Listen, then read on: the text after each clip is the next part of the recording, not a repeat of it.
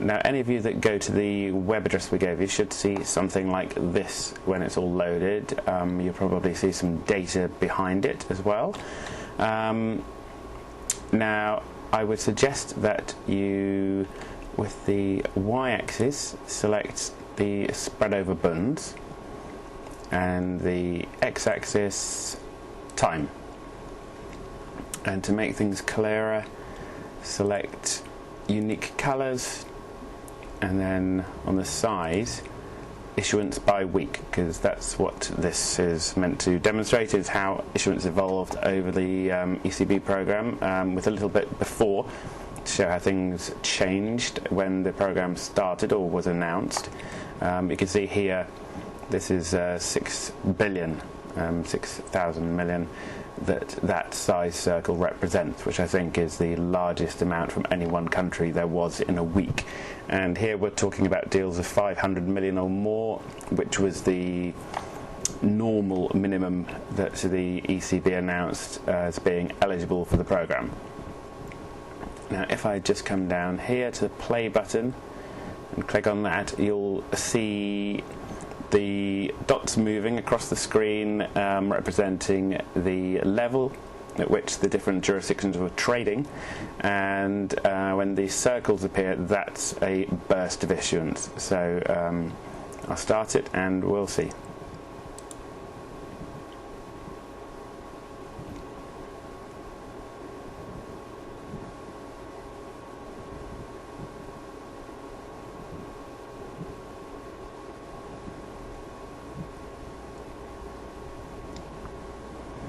There you are. Now you can see here, beginning of May is when the ECB started its issuance, announced its issuance program, and you can't do this on Google Motion Charts, but on the video I will add now a line showing when the ECB program was announced. And what you can do is you can drag the time bar along so you can see the 7th of May was when it was announced. Here. Nope. Here. Now there was actually small amounts of issuance around that time. Is that the 7th of May? Yes. But then it's actually this just before. Now the bubbles grow towards when the actual issue happened. So after the 7th of May, which was a Thursday, I think it was the Monday afterwards, or the Tuesday, that was the 30th, and that was when Santander launched its deal, I believe. It's the yellow spot there. Now, it doesn't tell you, unless you hover over it, which country is which. What you can do is select all of the countries over here, and it will add labels, and if we leave that ticked trails, then that will leave a line behind them when they start. So if I drag it back to the beginning, press play, you should see the volumes, and they will sit there in the different countries.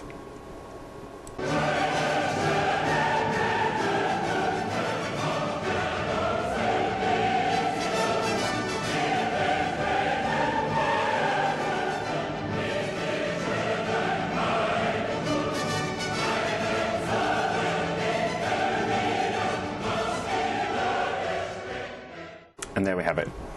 And I add a little bit of Beethoven's European anthem, as it's known now, Ode to Joy, just to make it a little bit more exciting if it wasn't exciting enough already. Now, apologies for the jumpiness of the motion there. My computer is straining to do this over the internet through Google's Documents website, and at the same time capture the video of this, so apologies if that's a little bit jumpy. Now what we can do, you can see various things here. Obviously back in late April, the peripherals sovereign spreads were widening dramatically, and that the impact that had on covered bond spreads. I think the Spanish were pretty smart to get some deals out into the market beforehand, and you can see back at the beginning of the year, big issuance across most jurisdictions. This was the record amounts that were coming out in late September, early October, and then basically back here the kind of spree that was started by the announcement of the programme. Now, we can look in a bit more detail if we just highlight some of the particular jurisdictions. We can untick some of the countries over here and perhaps look at Spain and Portugal and leave Italy there so that we can see a comparison with how that hasn't been affected in quite the same way. And we can see when people issued. If I go, just start it again here. You can see the spreads jumping around at the beginning of last year, and then Santander starting here, and then everyone joining in ahead of the summer, and then the massive issuance in October, again at the beginning of the year, burst of activity, and then in March. And this was a lot of 500 million deals contributed towards this Spanish burst of activity.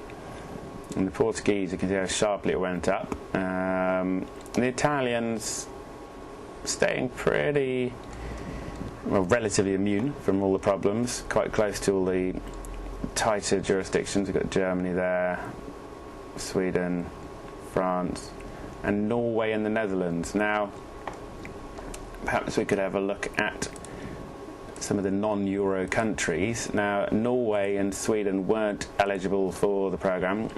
Norway, of course, not even in the EU. Sweden, not a Eurozone country. And for the sake of comparison, perhaps we can put in Germany and see how they fared, even though they weren't in the programme. And starting again at the beginning of last year, you can see the Germans issuing a bit before the programme was even announced there. But the Swedes and Norwegians kind of tracking pretty much the tightening of the Germans, and even trading more tight to them than they were just before the programme was announced. And quite a bit of issuance here, although no Norwegian issuance right through until December when Sparbank won Bolig credit issued. And the Swedes pretty shy of the market, really, considering that they were trading pretty tightly in here, very tightly relative to Germany, it looks like, and inside Norway for the first time. Pretty much over this, what this chart shows, the legends unfortunately hiding that there. And then we could perhaps look at France next to Germany. Now, France has surged ahead of Germany as the busiest jurisdiction for covered bond issuance. And if we play now, you'll see that the French were even busy ahead of the announcement of the programme. A sudden burst straight away. And then both jurisdictions seeing quite a bit of issuance here, but the French ahead, larger, but still tracking in as well. But you can see this is 100 basis points here. This is 50, so it's still quite a way behind. And this is against bunds, remember, not against mid-swaps. I mean, this is when jumbo fabric being issued in single digits against mid-swaps again, getting close towards their historical tights, although in historic terms, 10 years ago they would have said 7 basis points, 8 basis points, 9 basis points over was very wide, obviously. And then just finally, perhaps, we can look at the UK and Ireland, which are big outliers. And Netherlands as well, because we haven't looked at them yet, and they give a bit of a guide of what kind of more closer central Eurozone jurisdictions were doing, although the Netherlands, obviously, a bit like the UK, similar structure, similar kind of framework, so perhaps worthy of comparison. And then Ireland is the real outlier there. Although even there you'll see we've done a couple of issues during the programme, so let's start that.